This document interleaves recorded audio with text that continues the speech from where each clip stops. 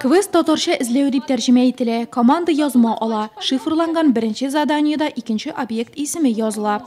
Стало время задать вам очередной вопрос. По традиции уже у нас зачитывает один из игроков.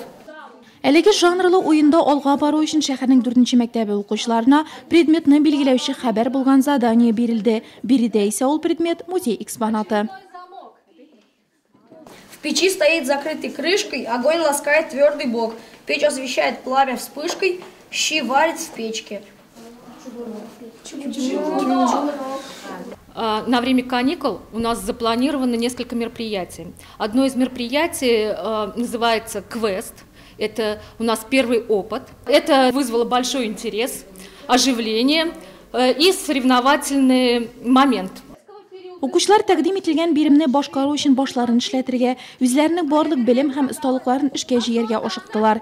Заданиене үтәү өчен күзәтүчән дә игътибарлы булу да кирәк. Бу очракта малайлар һәм кызлар туган як тарихы буенча белемнәрен барладылар, үзләре өчен байтак яңалык ачтылар. Последние годы интерес возрастает.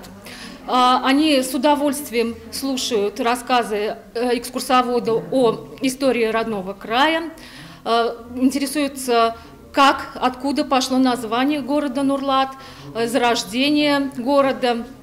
И особенно в последнее время интересуются военной тематикой.